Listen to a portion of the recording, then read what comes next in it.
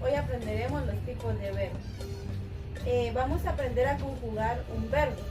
Existen diferentes tipos de verbos, como es el intransitivo, el transitivo, el derivado ag y derivado va, pero hoy específicamente aprenderemos el intransitivo. El verbo intransitivo tiene que responder a 6 preguntas, las cuales son: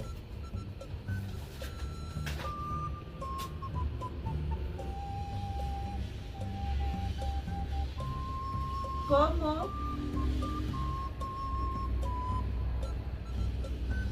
¿Cuándo?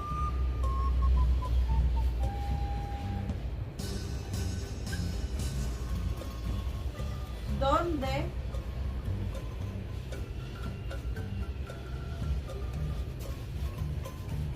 ¿Por qué?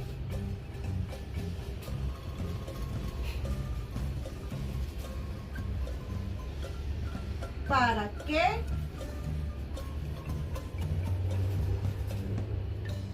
¿Para qué? ¿Y con quién?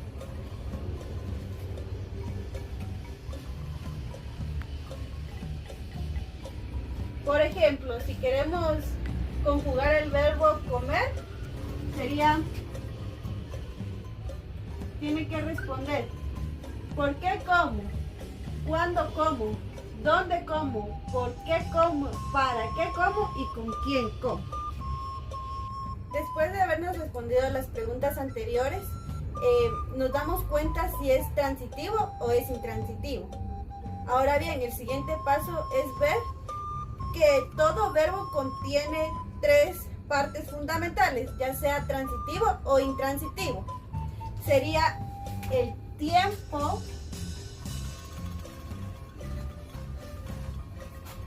la persona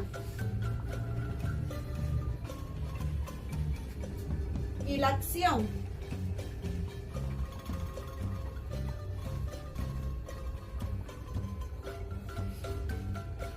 El tiempo es el pasado, presente o futuro. La persona serían los pronombres dependientes y la acción sería el verbo. Ahora bien, ¿cómo podemos aplicar el tiempo para conjugar un verbo?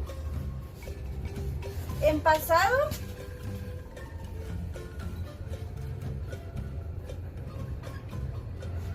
se tendría que agregar la X.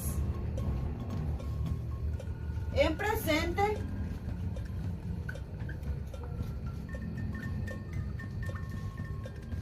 sería la Y.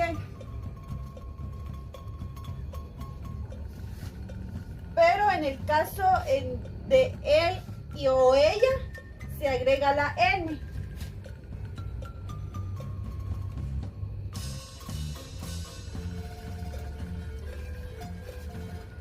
En futuro,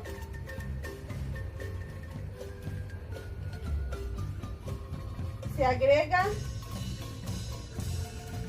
la XK. Y igual, sería en él o ella, se agrega la XT. Entonces, en pasado lo representa una X, en presente lo representa una Y, y en el caso de él o ella se lo agrega una N. En futuro es representado por la XK, o él o ella sería representado por la XT. Ahora bien, ¿cómo agregamos la persona al verbo? Para eso tenemos que aprendernos los pronombres personales en cachiquel, lo cual sería: yo es ring, tú rat, él o ella es rija, nosotros es roj, ustedes es rich, ellos o ellas es rigen. Nos va a servir mucho los pronombres dependientes. Para rin sería in, para rat sería at, rija no tiene, para roj sería oj, para rich sería ish y para rigen sería ei. Una recomendación sería que para el rin y el rat solo se agregue la i o la a, porque es cuando el verbo inicia con consonante. El siguiente paso sería cómo hallamos la acción, cómo lo agregamos. La acción es el verbo y en este caso el verbo que vamos a conjugar es llenó, que en español significa se llenó.